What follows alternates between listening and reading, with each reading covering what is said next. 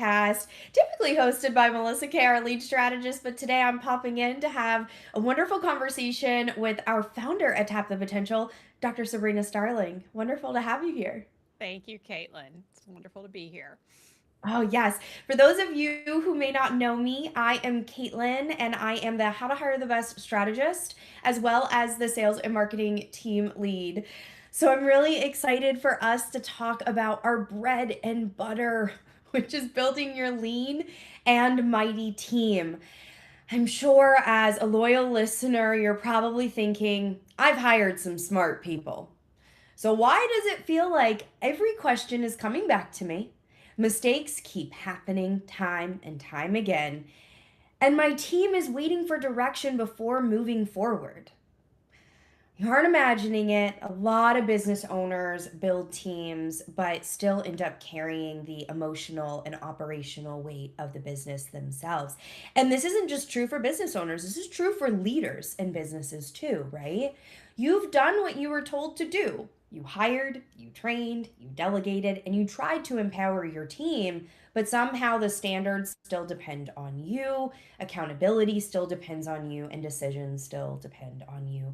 And over time, that just becomes exhausting, especially for high performing business owners or leaders who genuinely care about the things that we're doing well. So, Dr. Sabrina, I'm really excited to dive deep into this topic, and I'm curious. I know that you have seen this with clients and inside of our community. So, how have you seen this impacting clients that are in the Better Business, Better Life program and people who are coming into our courses, building teams through Coach Approach and Leadership Bootcamp? I think it's really interesting because what we see a lot is we have business owners who come in and they have followed the How to Hire the Best book and strategies. And so they've hired some A players on their team, but they're still feeling like those A players are looking to them to solve the problems. And it's how to make that shift. And one of the things that is really interesting is A players have worked elsewhere before they come to us, and they bring a whole history of enthusiasm and engagement, and being shot down for their ideas, or trying to solve a problem in another business and getting reprimanded for it, for taking the lead when they quote shouldn't have been. And Right. so when they come into your business and you want them to take the lead, you want them to think independently, they don't. And then you wonder, like, what is going on? And if you're human as a business owner, you have had a day where something went wrong and you got frustrated and you fussed at your team. And Mhm. that has left a lasting memory in all of your team members' minds. And so that will cause them to hold back. And so what we see a lot is, especially when we have business owners who want their team to step up and take ownership, one of the courses they take with us is Coach Approach. And Coach Approach is all about building the strategic thinking partners on your team and getting everyone to ask the powerful questions that solve problems at the root of the problem versus throwing the band aid on and just fixing it in the moment, Mhm. moving on, and then the same problem happens with another customer or client a week later or a month later. So this is really about, let's figure out what is the $10,000 an hour activity that is going to solve the problems once and for all, and do that. And a lot of times the team members will have ideas, but they don't bring them forward. And the business owner will say, "Well, I held a meeting and I asked for ideas, and everyone just kind of stared at me like the deer in the headlights, and I don't know how to get them to talk. Like, what do I Mhm. do?" And so that is really it. Like, I can't get my team members to give me ideas. If I ask them what ideas do they have, they just kind of stare at me. So how do we shift that dynamic is really what we work on in Coach Approach. And I think that sometimes when I'm having conversations with business owners, they think it's a hiring problem. Mhm. Almost so. But what you just described was that it's really a structural ownership problem, right? Yes. Yes. So and I want to clarify. Sometimes it is a hiring problem. Sometimes you don't have an A player, but when you have Mhm. an A player who's highly motivated, Right. who takes initiative and steps up when you ask them to do something, but it's that like hesitation, like why do I have to ask or direct? Why can't they just see it and do it? That's the Sure. piece that we're solving in Coach Approach. Absolutely. And I think some of the stories that I've heard about the benefits, even as a team member going through Coach Approach, is I'm hearing that these team members are even coaching themselves around things and finding solutions before they're even coming to the business owner and talking them through. It's beautiful to see what can Mhm. happen when you start to plant the seeds of building a coaching culture where you're getting curious. And as somebody who came from a corporate environment where curiosity was not um it was not followed through on. I would say a lot of us were in the judger pit. A lot of us weren't asking curious questions in a thoughtful and an intentional way to work through challenges or to come up with better solutions to support our customers more effectively, to work better as a team. It's interesting to watch how building these skills can impact so many different facets of the business. And what I'm curious about is what patterns you see around the challenges of people coming into Coach Approach. And then, two, well, what are they experiencing as a result of working with you and getting coaching and guidance around all of these key pieces inside of Coach Approach? So I think you just nailed it when you talked about corporate culture and Mhm. curiosity. Curiosity is not rewarded, and oftentimes it is punished in a corporate culture. So the curious person asks all kinds of questions. And like when you say, this is our new initiative and this is the result we're going after, the curious mind has like, oh, I want to understand. Tell me this, tell me that. How'd you come to this? In a Mhm. corporate world, that is shut down very quickly because it's just about take the order, go do the thing, and Right. march, right? And don't ask questions. Just keep nose down and do your thing. In a small business, as we are creating systems and we are hiring team members as that help us build this plane, right? We're flying the plane and we're building the plane as we fly. Systems have to get created. So we need team members who ask the powerful questions. And so in Coach Approach, the very first lessons we start with are around building a mindset of curiosity Mhm. and getting the curious mind asking questions, like just starting to reactivate that muscle. We're all born curious, and it's pushed out of us as we go through the public school system. Many of us have been in public schools. And again, that's just reinforcement of don't ask questions, just do your worksheet. And that is not what we want in a small business. We need thinkers. We need strategic thinking partners because we business owners can't see everything. And people who are doing the day to day work with the clients and the customers have much greater knowledge of an effective system and what steps need to be taken to deliver in the sweet spot of the business versus that business owner who may be 3 or 4 layers removed from what's happening on the ground level day to day. Absolutely. Absolutely. I think what I see the most in how to hire the best too, because what's really incredible about being the how to hire the best strategist is we're working with clients who have maybe experienced even some hiring PTSD, not really sure who's on their team, if the right people are on their team, and they know that they're going to be hiring soon. And in how to hire the best, it's so much fun to really clarify roles and responsibilities, to really Mm-hmm. define decision making processes, to determine what leadership development is needed to continue building your lean, your mighty team, building accountability systems, and just having this operational clarity. And when we put those key pieces in place, which is exactly what we're talking about today around the Coach Approach program and what's possible, not just for your team members, but business owners go through this as well to be Yeah. supporting their teams. What I love to see happen, and you can share some of your favorite testimonials or things that come up for you, Dr. Sabrina, but favorite thing, two things that I hear people say is, everyone on my team is thinking strategically like a business owner. Hmm. Check. Yeah. That's amazing. And it's so important that we have that because our entrepreneurial journey can feel so lonely. And sometimes we often question, are people on the bus with us? Like, are we Yeah. moving? Are we grooving? Right? Um, but it also helped people really think outside of the box in ways that the business owner may not have been thinking through solutions or troubleshooting because they have this curiosity and they have a framework. Because I Yes. think so often as team members, when we don't have a framework and a structure for what it could look like to bring our ideas forward, to ask questions, and to have more of that collaborative and coaching culture, it can be a really big challenge. Yeah.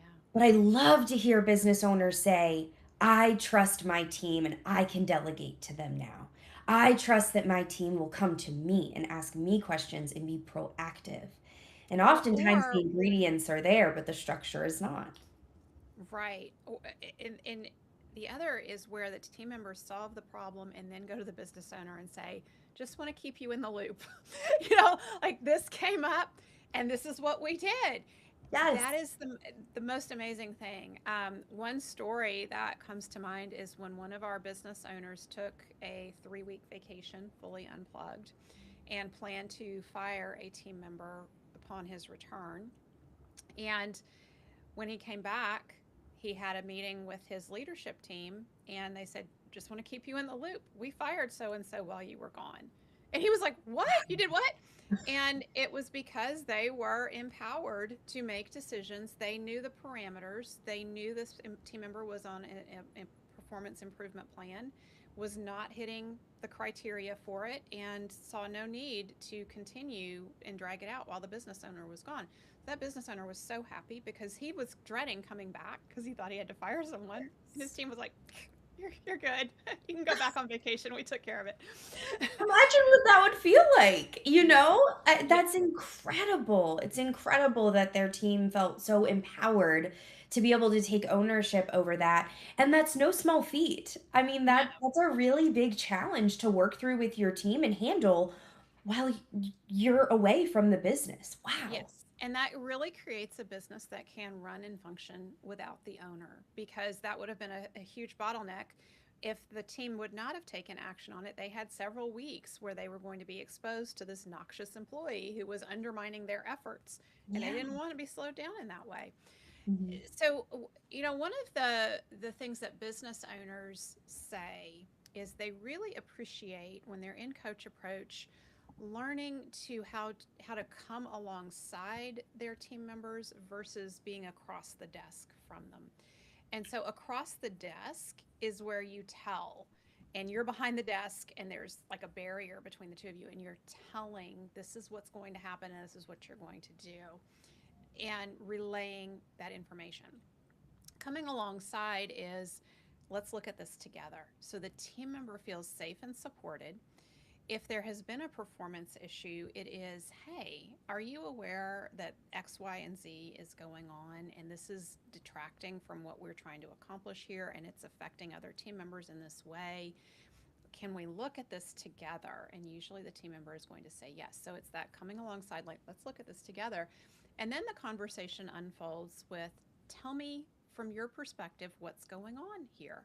Then the team member has the opportunity to share from their perspective.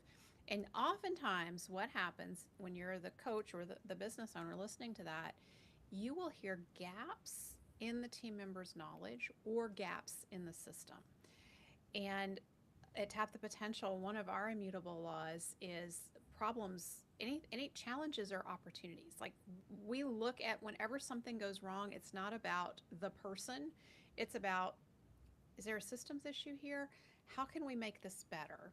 And it's only in the history of Tap the Potential, we have only had a few team members that we've had to let go because it was real clear after we solved all the system problems, the issues kept happening. It was not a system problem, it was a team member problem. Majority of the problems that come up, though, when you have hired A players, most of those are going to be systems problems or a lack of communication. And so, just opening up the conversation and clarifying, hey, here's a missing piece of information that you needed in order to execute this properly, that leaves a team member feeling safe and supported. Every interaction that we have with a team member that creates a feeling of safety and support is a deposit in that team member's emotional bank account. And we need to have a good, at least a 7-to-1 ratio. I think a 9-to-1 is even better, of positive interactions that are safe and supported for every withdrawal. So, a withdrawal is when you have to give feedback and say, hey, you really screwed that up. And that's not okay. Don't do that again. That's a withdrawal in the emotional bank account. So, we want to have a lot more positive interactions. And so, anytime you are making that team member feel safe and supported, like, I have your back, I believe in you, I trust you, mistakes are going to happen, we're human, right? That kind of dynamic makes it easier for team members to come forward and say, hey, I think I messed this up and I'm trying to fix it, but I'm running into some roadblocks. Can you help me think through how to fix this? That's a very different conversation than the team member who has messed something up, is trying to hide it. You discover it because a client or team member complains, and then you have to go like try to track it down and research like what's going on here, and it's vague. You can't get real good information because the team member's trying to hide stuff because they don't feel safe and supported. Wow. And I can only imagine, as somebody who has watched Tap the Potential grow over the last 3 years. And I've really seen the impact of how we leverage and have a coaching culture and what this looks like. I mean, everyone on the Tap the Potential team has these skills that they're building around coaching. We're coaching each other. It's not lost on me that my own experience as a team member. So if you're a fellow leader listening to the podcast right now and you're thinking, "Oh, this sounds really good. I would love to have this."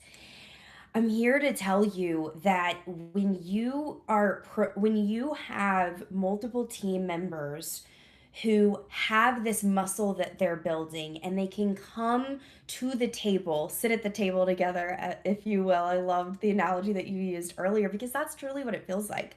We're so collaborative, we're so supportive of one another. It took time to put those pieces together. So the question that's coming up for me is, if I'm a business owner, how do I know I need this? Mm-hmm. Versus I'm a business owner and I have a team member that I know might benefit from this, because this is a program that is not only meant for team members themselves. So if you're hearing the results and you're thinking to yourself, this is amazing, I want this for my team, it's possible for them. Two, though, as a business owner, honing and refining your own skill set around coaching will Mm-hmm. move mountains in your business. Yes, yes. So, talk about So that a little bit. so here's the one thing that will tell you if you need to be in coach approach. How many decisions did you have to make? How many problems have you solved in the last 2 days? If it's more than one, you need to be in coach approach. And the best outcome that we see is when a business owner goes through coach approach with one to multiple key team members. So if you have other A players on your team that you want to be stepping up and taking more responsibility, the best scenario is for you to go through coach approach with them, go through at the same time. And at Tap the Potential, we have been known to offer custom cohorts for businesses when you have multiple team members that you want to send through. So you get an extra savings on registrations. And if you have enough people, we will do it strictly for your business. So you're not in there with other businesses. There's a real nice thing, though, that happens when you're in coach approach with other team members and other businesses. Mhm. Your team members realize they're not the only ones who have these struggles. You realize you're not the only business owner who has these struggles. It really normalizes the situation for each of you. So the best case scenario is to go through it with a couple of your A player team members. If you are saying, but I have no A player team members, but I need to go through coach approach, what I would recommend is you get on a call with Kaitlyn and let her really look at what's going on in your business, because coach approach may not be the place you need to start. You may need to start with how to hire the best, because then, and here's why. Because if you have no A players on your team and you're trying to coach C players, what you'll try to do is you'll try to turn your C players into A players through your coaching. And I know that never works. Like, that's years ago when I started working with business owners, they wanted me to use my psychologist hat to coach their team members to be A players. And like, that was beating your head against the wall. So we don't want to set you up for failure. And that's why when you book a call with Kaitlyn, she's going to really look at, what is your specific situation and what is going to fit best for you. Absolutely. Absolutely.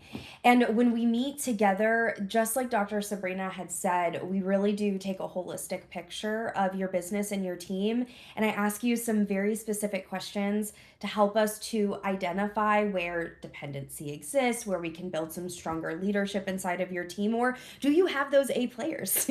So there's so many opportunities to work with us at Tap the Potential. We are known for building high performing teams. So we have Coach Approach Leadership Bootcamp and How to Hire the Best available depending on where you're at in your season of business, where your team is at, and what goals you want to accomplish. So do not wait. If you are listening to this episode and everything is resonating and you're thinking to yourself, this sounds exciting, I want to have this for my team and for my business, go ahead on over, book a call with me at tapthepotential.com so we can continue the conversation from there and truly determine what it's going to take for your team to take more ownership over their key activities so that you can build a high performing team that helps you design a sustainably profitable business. Thank you guys for tuning in, and we'll see you next time.